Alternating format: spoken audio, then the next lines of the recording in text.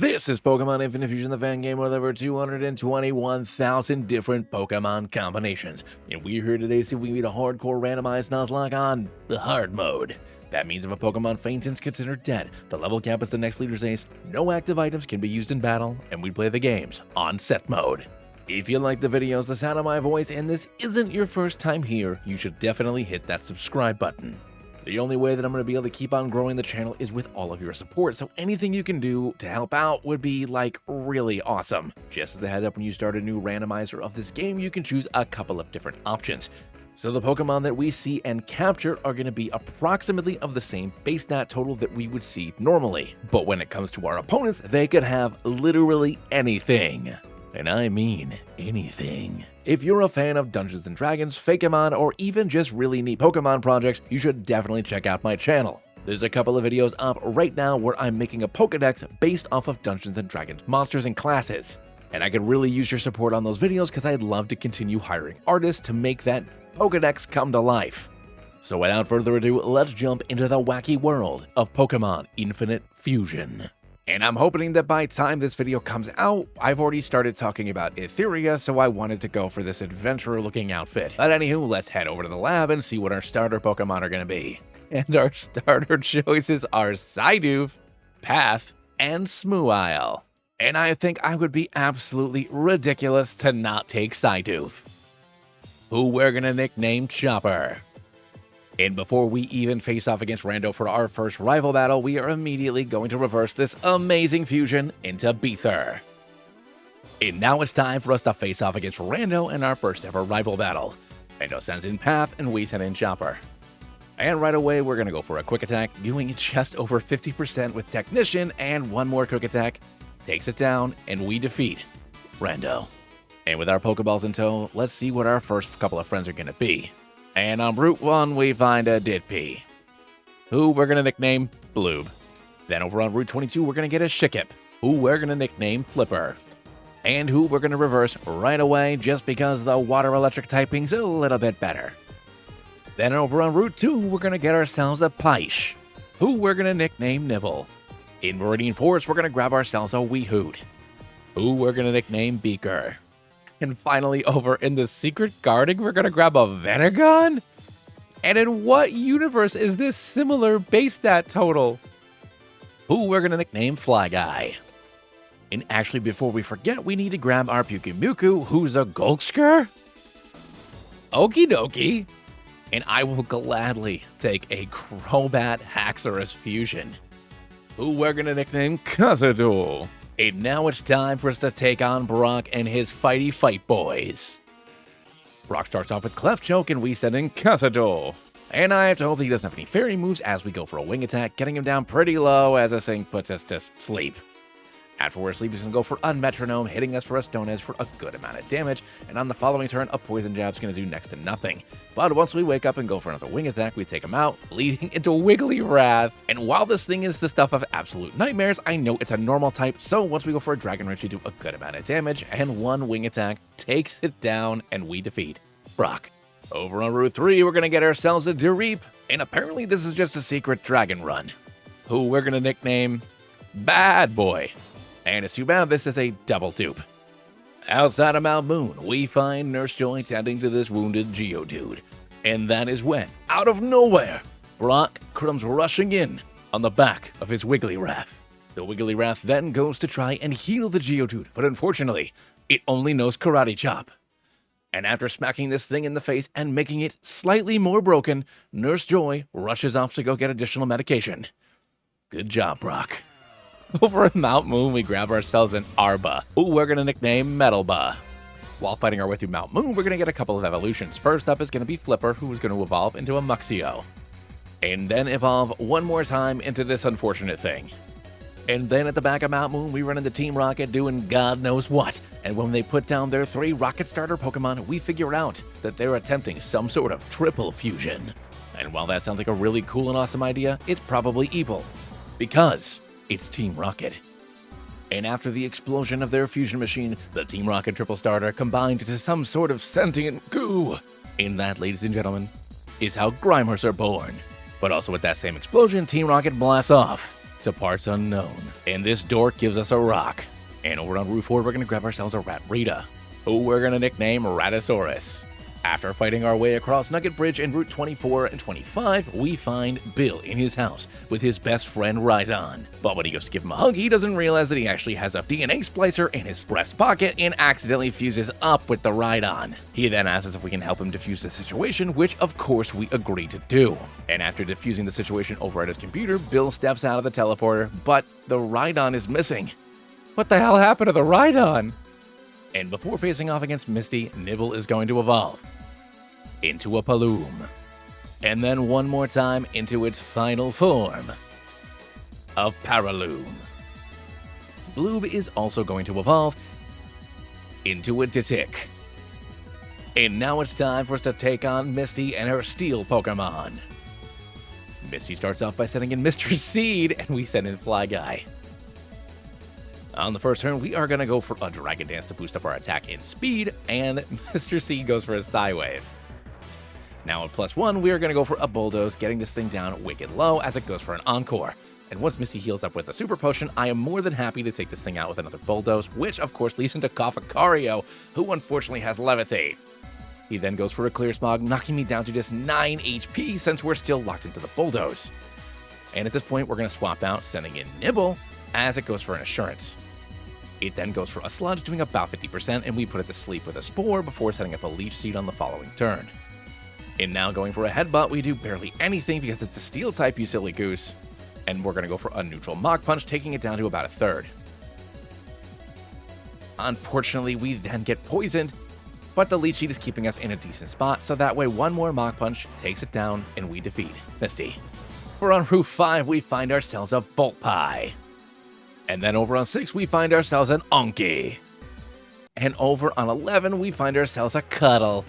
And after adding Cuddle to the team, we are going to evolve it right away into a Q-Turtle. And we're actually going to reverse and evolve our Q-Turtle into a Warwhack. Over on the SS hand, we run into Rando, who we missed over on Nugget Bridge. It turns out that he's been able to avoid all sorts of Pokemon battles by just giving everybody he meets chicken nuggets. His inspiration, Nugget Bridge. But since he's out of nuggets when he finds me, it looks like we have to battle. Rando starts off with Poritank, and we send in Fly Guy. And I'm going to go for a Dragon Dance on the first turn, but not before he goes for an Agility. And this Speedy Cow then goes for a Psybeam, and we go for a Stab Dragon Claw, bringing him down pretty low before Rando heals up.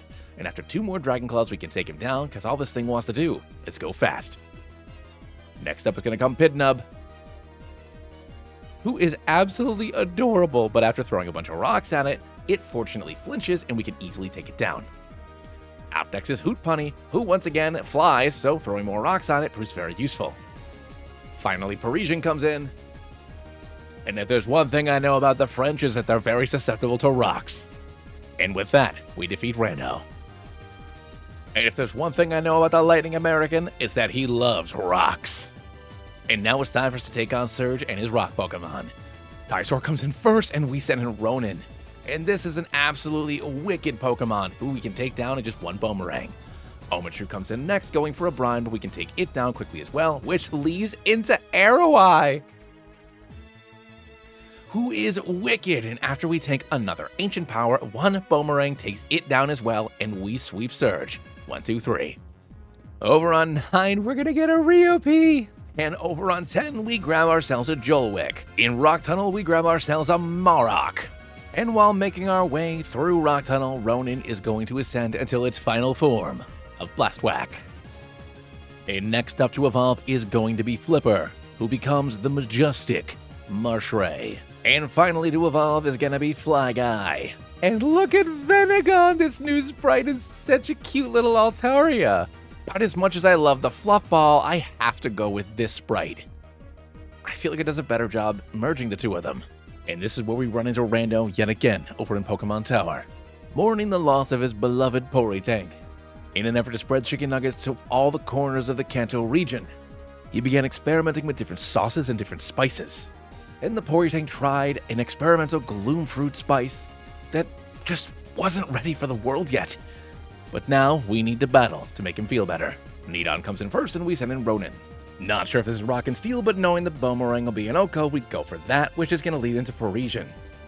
It then goes for a quad effective absorb, and we're gonna go for a boomerang, still doing about half, even though it's not very effective. And after that, we get put to sleep. So we're gonna swap out, this time sending in Chopper, as Parisian goes for a Fury Cutter. And when we go for a wing attack, we can pick up the KO. Next up comes Regink, and going for a crunch, we do a decent amount of damage as it decides to go for a curse. So we're gonna swap Chopper out, sending in Flipper instead as it goes for another curse. And realizing I'm 100% doing the wrong thing here, we are gonna go for a Spark doing an okay amount of damage as it goes for a Charge Beam. And after we get it down to the red and it hits us with the Metal Claw, it's gonna heal up with a Super Potion. And I'm gonna do what I should have done in the first place and swap out, sending in Flying Eye as it goes for another Charge Beam. And we can fire off on Earth Power, grabbing ourselves the KO. This is gonna lead into a final Pokemon, Mercurion. So this time we're gonna swap out, sending in Flipper as the Mercurion tries to go for a Haze. And we can go for a Spark, doing just about 50% and getting the paralysis off. And with one more Spark, we take it down, defeating Rando. And after the battle, Rando and I hear a crash and a scream from the other side of the room. And when we rush over, we see that Team Rocket has taken this old man hostage. And when they don't like what he has to say, they bring him upstairs. And I guess we need to find an adult. And the closest adult that Rando's aware of is over in Celadon City, so I guess that's our next stop. Over on Route 8, we're gonna grab ourselves a Larfairy. And then over on 7, check out Kakute. And over in the game corner, we're gonna grab ourselves a Starchu. Outside the Celadon City gym, we see Randall beating up a couple of Rocket Grunts.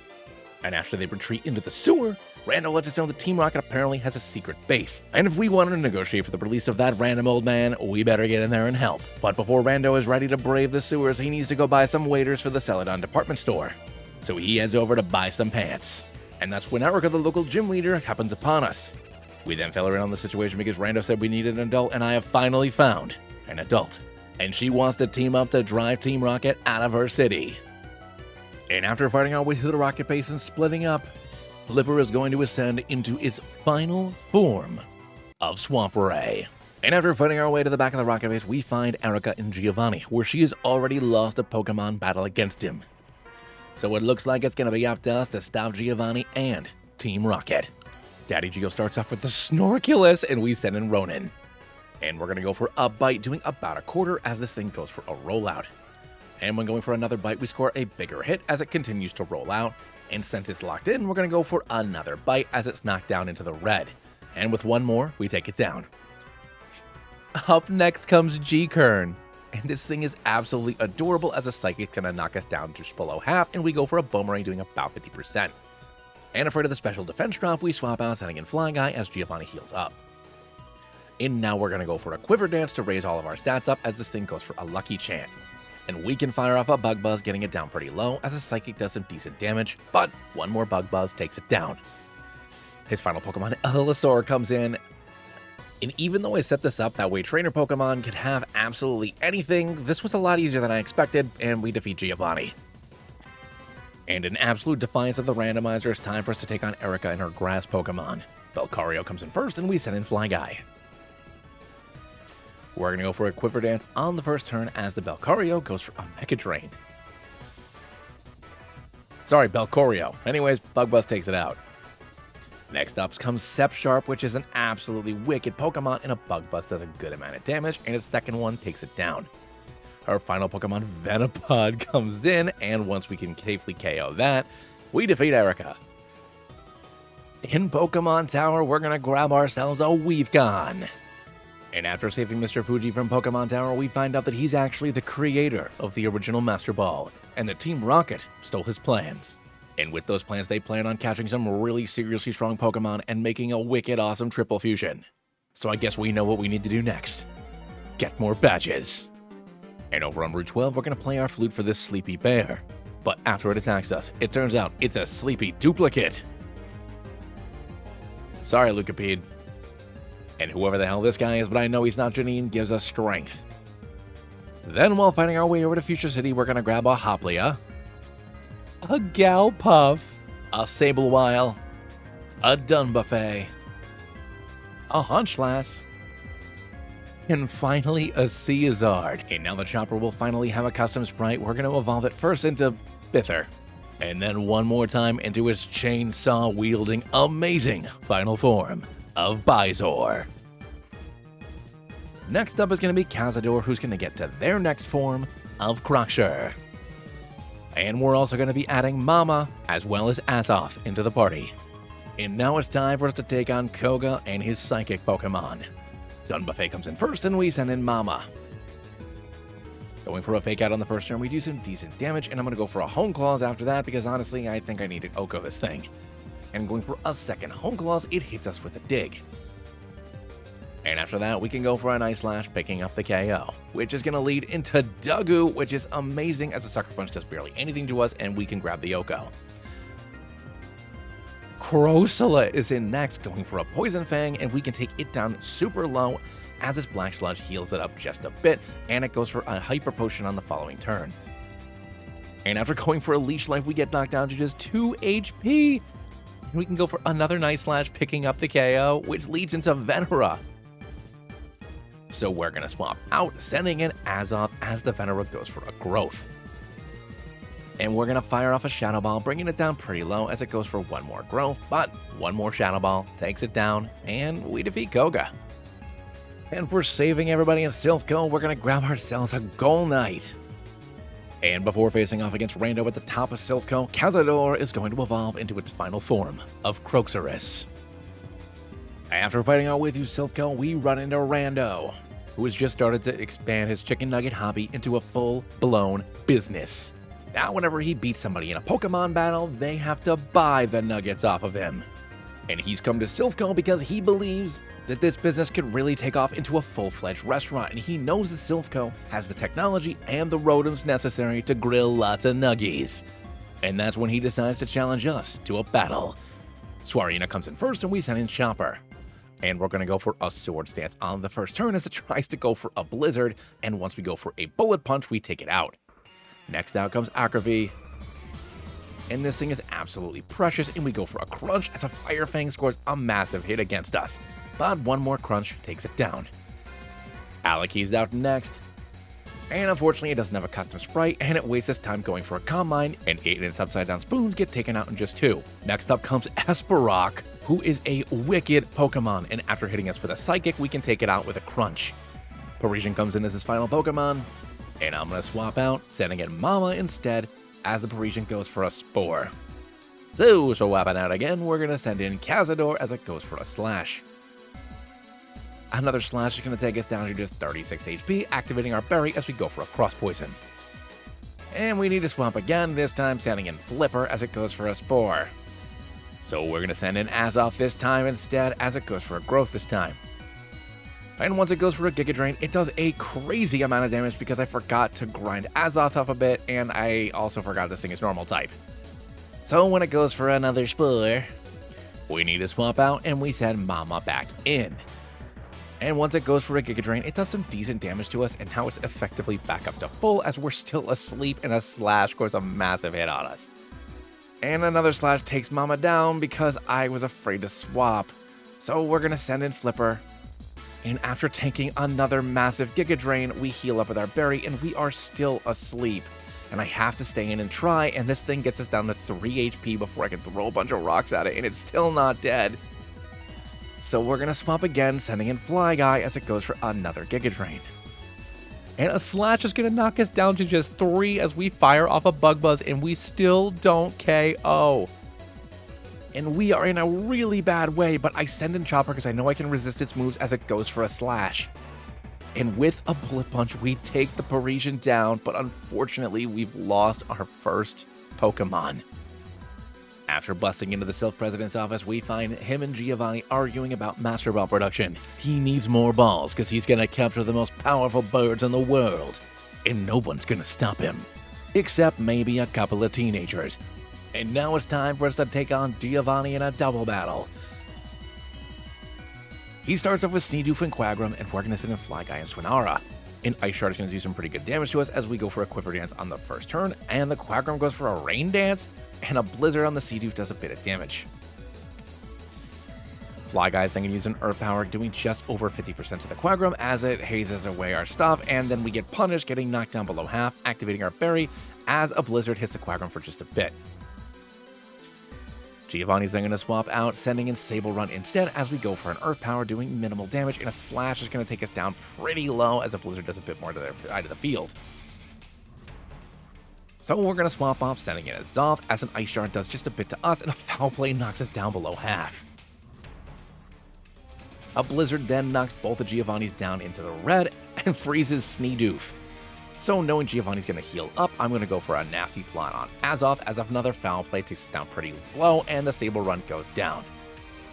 Togerim comes in next, and I stay in hoping I outspeed with a Draining Kiss, and unfortunately I don't as I go down.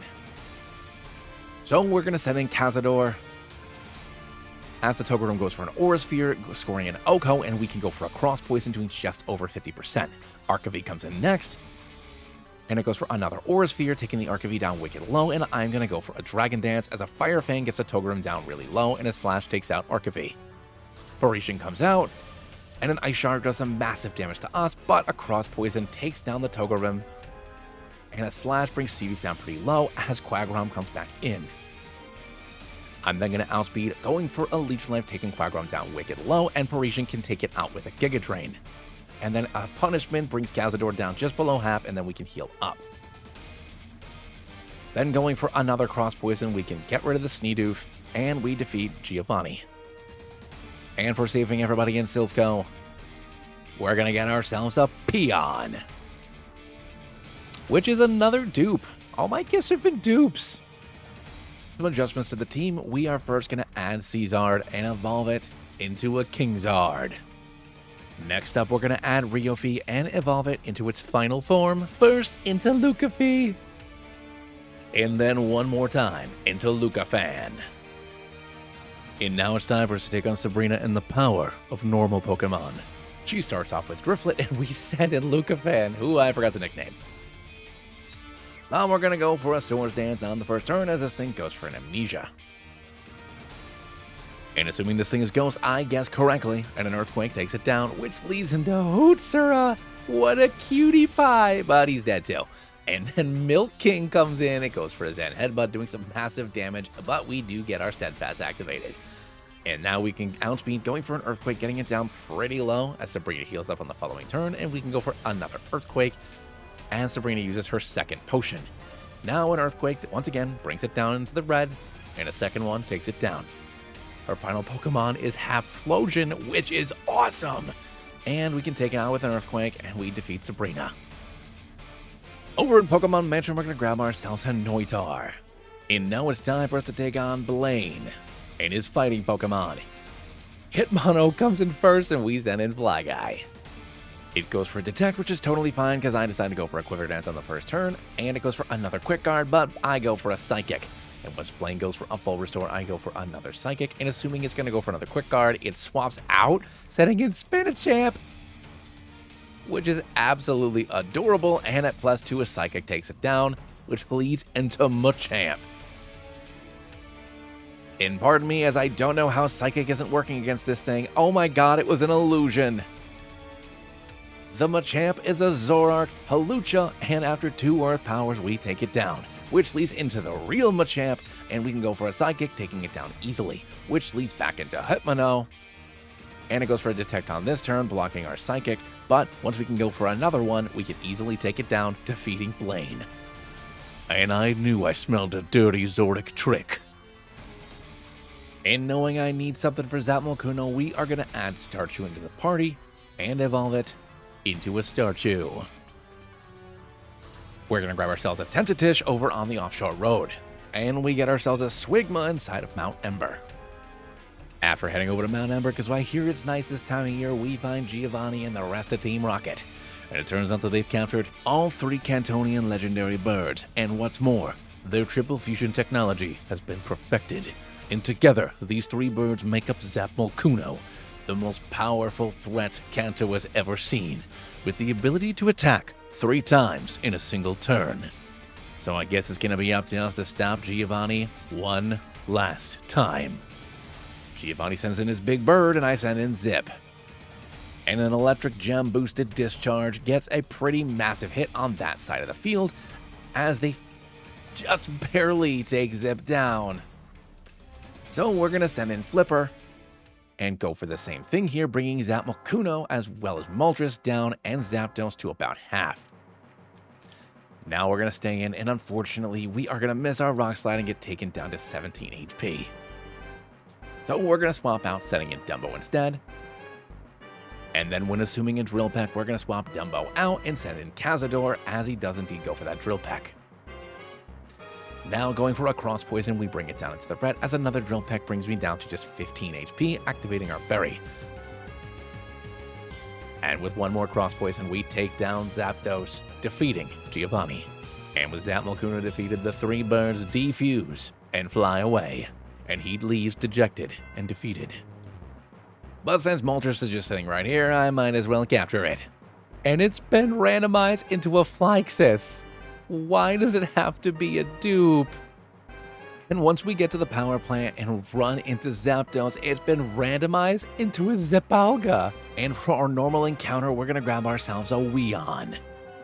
And after adding Zipalga into the party, we are going to reverse it into this awesome Dialtile. And now it's time for us to take on Giovanni and his poison Pokemon. Gio starts off by sending in a Garvern? Giovanni starts off with a Garvern, and we send in Diatile. And we're going to go for an Earth Power on the first turn, scoring a pretty big hit as it goes for an Amnesia. And once Giovanni heals up with a full restore at +2 special defense, we don't even do half, but he swaps out, sending in Mammoth, and we take it down super low before Giovanni heals up again. So Mammoth takes another giant hit before Giovanni heals up a second time. And then with one more, it goes down, leading into Lady Rack. And this is absolutely adorable, as a Earth Power does about 50%, and it goes for an Agility. After going for a second Agility, this thing is wicked fast, and a Flash Cannon takes it down, leading into Darkfish. And I just realized that Lady Ball was his ace, as we go for another Flash Cannon, and this thing sets up a double team, but an Earth Power will take it out. Garvern comes back in again, and without the +2, we can take it out, no problem. Which leads into Ekmillion. And with our final Earth Power, we take it down in one shot, defeating Giovanni. Over on Victory Road, we're going to grab ourselves a Duking. And Entei has been randomized into a Rayleigh, which is such a goofball. Look at this thing's nose. Alright, with our team set, let's take one quick look before we face off against the Elite Four. With our accidental dragon squad of mostly dragons. First up, we have Fly Guy the Venegon, with Bug Buzz, Psychic, Earth Power, and Quiver Dance. Cazador the Croxorus, with Dragon Dance, Leech Life, Cross Poison, and Bite. Snoot the Kingzard, with Ice Beam, Flamethrower, Air Slash, and Surf. Time Lord the Dialtile, with Flash Cannon, Earth Power, Roar Time, and Aura Sphere. Stretch the Rayleigh, with Crunch, Dragon Dance, Close Combat, and Extreme Speed. And finally, Chonk the Noitar, with Air Slash, Thunderbolt, Dark Pulse, and Roost. And now it's time for us to take on Lorelei and her Rock Hard Boys. She starts off with Maruff, and we send in Fly Guy. I'm going to go for a Quiver Dance on the first turn, because I'm pretty sure I can tank whatever this thing throws at me as it goes for a Signal Beam. So, after that, we can go for an Earth Power, grabbing the KO, which leads into Gravoir, which is awesome, but apparently it's a flying Pokemon. And this is what I get for being cocky, as we send in Time Lord. And going for a Flash Cannon, we can quickly grab the KO, which leads into Tigtar, who is absolutely precious and goes down in one shot. Orion's out next, and I love this look in its eyes as it stays up because of its sturdy, going for a double edge, KOing itself, which will lead into her final Pokemon. And this little Christmas tree goes for a quick guard, but luckily, I'm not that fast. And we take down all of Lorelei's Pokemon pretty quickly. And now it's time for us to take on Bruno and his ground Pokemon. Mudwhack comes in first, and we send in Cazador. And honestly, this is kind of a problem for me, so we're going to swap out, sending in Snoot as it goes for an Endeavor. So on the following turn, we can go for a Surf, getting it down pretty low as it sets up a Whirlpool. Bruno is then going to use his first full restore as we go for another Surf, getting it down pretty low, and he uses his second full restore to heal up again as we go for another Surf. But just one more is going to take down this Pokemon, leading into Cabernob, and going for a Surf, we can quickly grab the KO, which leads into Marotli. And this is an awesome design, but it goes down in one. which leads into B-Fan, and I absolutely love Beedrill fusions, and I absolutely love that I can OHKO every single one of his Pokemon. Umbtile comes in as his last Pokemon, and it gets knocked down wicked low, going for a last resort. So, one more Surf takes it out, and Snoot sweeps. And now it's time for us to take on Agatha, who absolutely refuses to follow the randomizer's instructions, sending in a Duskdrum. So on the first turn, we are going to go for a Dragon Dance, hoping this thing does not go for a Dragon move, and it goes for a Shadow Ball. So at a +1 bite, we do some good damage, as Agatha heals up on the following turn. And with just 2 more bites, we can take it down. Next up comes Galvatomb. Next up is going to come Galvantomb, and after we go for a bite on the first turn, we manage to get the flinch off, which is awesome, and then Agatha heals up. And then after another bite, we can take it down pretty low, as a Sucker Punch hits us for a lot, but we can take it down. Chandeldrill comes in next, and I think that this thing is beautiful, and it's even better that now it's been knocked out, which leads into Misslass. And we take it down into the red as a Shadow Ball brings us down, activating our berry. And with another bite, it goes down. Finally, Koffalum comes in, and I love this thing. And we're going to swap out, sending in Stretch as it goes for a Shadow Ball, doing a bit of damage to us. And we can go for a Crunch, doing just over 50%, as another Shadow Ball does some good damage to us, but one more Crunch takes it out, and we defeat Agatha. You know that fairies are mythical Pokemon. They're hard to catch and raise, and that's not 100% wrong, but it looks like it's time for us to take on Lance and his fairy friends. And I've got to say, as we're going into this 4th and final Elite Four member, this game has not really been that difficult, all things considered, as Volbo comes in first, and we send in Snoot. I feel like the problem with picking the Insanity option on the randomizer means that obviously you might get a bunch of opponents that have insanely powerful Pokemon, but you might also get opponents that just don't really have anything. And most of the Pokemon that I've had to face off against for at least the leader battles have been pretty underwhelming, but after a couple of Surfs, we can take down the Duskwile. Charl comes in next, and this is exactly what I'm talking about. What is going on with these things? Manbuff comes in, and this is the 4th member of the Elite Four, and he has so many baby Pokemon, and he just kills himself. Harrell comes in as Lance's final Pokemon, and while it is absolutely adorable and does manage to stay up with a Giga Drain, I just shoot some fire at it and it goes down. So I guess we're moving on to Rando. Honestly, my favorite way to do these randomizers is to keep everything on balance, but I thought if I picked Insanity, then we'd get some really, really awesome sprites that you normally wouldn't see in one of my randomizers, but it didn't work out that way. But anywho, it's time for us to take on Rando for the championship, and I forgot to make jokes. So we'll see what happens next. Rando starts off by sending in B-Rose, and we send in Snoot. And we're going to swap out, this time sending in Cazador as it goes for a Poison Jab. And now we're going to go for a Dragon Dance as it goes for a Fell Stinger, doing just a bit of damage, and then a second one just because I don't think it has anything it can really hit me with. And after getting to +3, it's time to start hitting this thing. And after we miss a Cross Poison, which is incredibly embarrassing, I also miss a Bite? How about a Leech Life? Alright, I managed to hit on that one, and now it's super low as it goes for another Fell Stinger. And why am I missing? Okay, cool, we connect with another Leech Life, and down goes the B-Rose, which is going to lead into Dawn Slash. And going for a +3 Cross Poison, we do barely anything as this thing fires off an Earthquake because I absolutely wasn't paying attention to the fact that this was a ground Pokemon. So we're going to send in Snoot instead, and going for a Surf, we can take it out. Next up comes Tolash. And when Dodash comes in, I'm pretty sure this is going to be part of Rando's delivery service, and we take it down in one shot, leading into Spirit Queen, which is absolutely amazing. And once we take it down super low, a Dark Pulse does some decent damage. Rando then takes the opportunity to heal up, and another Surf does what it does as Rando heals up for a second time. And Rando's just going to keep on healing up because he really just wants to annoy me. And after he runs through every single one of his full restores, we can take it down. And then after flinching us with an Air Slash, a second one is going to activate our berry, and we can take it down with a Flamethrower, which leads into his final Pokemon, Parisian, where a Flamethrower brings it down wicked low, and a second one takes it down. And with that, we defeat Rando, becoming the Pokemon League champion.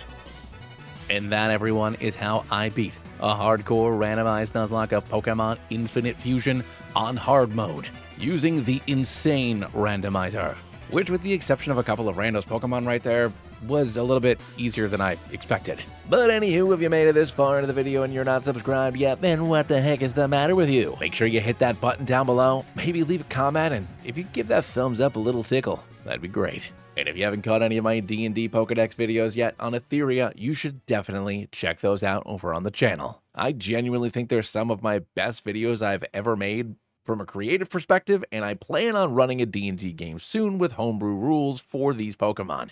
So definitely look out for that as well. But anywho, I'll catch you next time. See ya.